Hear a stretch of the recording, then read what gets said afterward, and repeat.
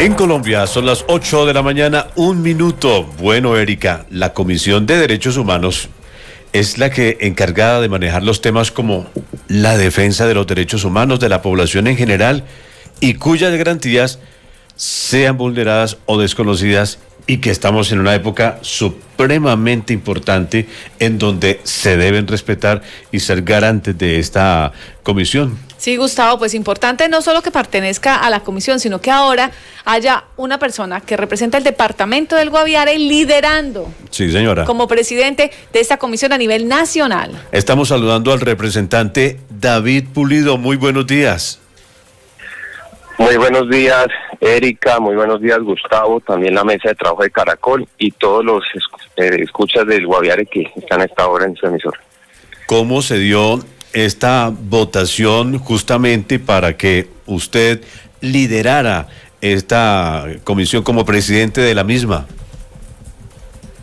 Bueno, pues el día de ayer se logró, digamos que una postulación por parte del partido Cambio Radical y hubo un consenso y una unanimidad, partiendo pues también de los acuerdos políticos que se hacen sobre mesas directivas, y dentro de ese escenario, pues sabiendo que para este tercer año correspondía a Cambio Radical asumir esa dignidad, y dentro de ese escenario pues el respaldo de mis compañeros también de bancada, y por supuesto pues de las demás bancadas, para poder haber sido postulado y designado por unanimidad el día de ayer, en compañía del doctor Elíazar Salazar, representante de la Cámara por el Cesar del partido de la U, quien también asumió la vicepresidencia de la comisión. Sí. Ahora, ¿qué funciones, representante David, tiene o tendrá a su cargo la presidencia de esta comisión? Bueno, como bien lo dice su nombre, es la Comisión de Derechos Humanos y Audiencias. Dentro de estas, obviamente, se tiene la posibilidad de hacer seguimiento al control, a la promoción y al ejercicio de los derechos humanos en las diversas entidades del Estado y las diversas estamentos en todas las regiones del país. Asimismo, el poder hacer control político sobre las políticas públicas que se adoptan precisamente para la promoción, defensa y ejercicio de los derechos humanos. A partir de estas audiencias y de este control político que se hace a la política pública, efectivamente es que se redactan o nacen también y se crean diversos proyectos de ley en cualquiera de los ejes temáticos que aborda pues obviamente los derechos humanos. Los derechos humanos son un tema transversal, que al ser un tema transversal quiere decir que se aplica en todos los ámbitos del Estado, en materia de educación, en materia de justicia, en materia de salud, en materia de libre expresión, en materia de medio ambiente. Es decir que por donde ustedes lo vean, siempre obviamente los derechos humanos están, digamos que presentes, porque al hablar de derechos humanos pues hablamos de derechos fundamentales. Entonces, de esa manera, a través del control político y las audiencias, pues es que se desarrollan las funciones de esta comisión, que hace, no solamente redacta, no solamente crea proyectos de ley con enfoque de derechos humanos, sino que también pues hace recomendaciones y también hace denuncias, ¿no? También digamos que es una instancia donde se recogen denuncias pues de todas partes, de todo el país, de entidades, también de ciudadanos que las hacen llegar, y de esa manera pues obviamente se les pueda dar trámite y ponerlas en conocimiento de los organismos de control. Y usted, que es acucioso, estudioso en estos temas, ¿cómo ve la situación de los derechos humanos en Colombia? ¿En dónde la ve más quebrantada? Gustavo, pues hay que decir primero que todo que no venía bien el tema de derechos humanos antes de esta crisis sanitaria, antes de la pandemia, y de la crisis de los derechos humanos, como le decía, al ser transversal, por el tema que usted quiera, miramos vulneración. Obviamente hay unos que generan más eco público, como son por ejemplo el asesinato de líderes sociales, como son también el tema de la falta de garantías para acceso a los sistemas de salud, al sistema de educación, también en lo que tiene que ver con la vulneración de derechos de los niños y la primera infancia. En eso también hay una problemática pues grave, que todos los días escuchamos obviamente noticias enfocados en eso, la vulneración de los derechos de los niños en materia sexual, las agresiones, el tema de desnutrición. Pues le digo, por donde se quiere y se pueda ver. Por el tema de medio ambiente también una crisis compleja, ustedes bien lo saben, y la crisis que hay también en esos temas a nivel nacional, y con ocasión pues nuevamente y de manera muy desafortunada pues de el incremento masivo de cultivos ilícitos de la mano de la par, pues también entra esa vulneración de derechos, ¿no?, de comunidades que están en esos sectores. ¿Y cómo se va a hacer precisamente ese acompañamiento, ese apoyo a todas estas personas? Porque es que el problema de los derechos humanos en Colombia pues es muy grande, y en el departamento del Guaviare pues los niveles y los porcentajes de personas víctimas de la violencia y que se han sentido justamente vulneradas son supremamente altos. Sí, Erika, al respecto, también, y complementando un poco la pregunta anterior, hay un tema, Erika, y es el tema de las acciones y los mecanismos de control. Digamos, el mecanismo más directo que tiene la ciudadanía o que la gente lo conoce es el mecanismo de la tutela. Pero en Colombia no se tiene creada de manera completa la jurisdicción constitucional que es debería ser la encargada de velar por la protección, y de esa manera tener una jurisdicción especializada, es decir, que hubiera juzgados constitucionales como ya hay en varios países de América Latina, tribunales constitucionales y ya en última instancia y de cierre la Corte Constitucional. Una de las cosas que intentaremos, no es fácil, pero lo intentaremos, es retomar un exhorto que hizo la Corte Constitucional para que se cree el Código Procesal Constitucional, que es una norma que obviamente generaría la especialidad, generaría unos procedimientos, regularía de una vez por todas todo el tema de la tutela y a veces las situaciones que se han dado alrededor de ella, por un lado.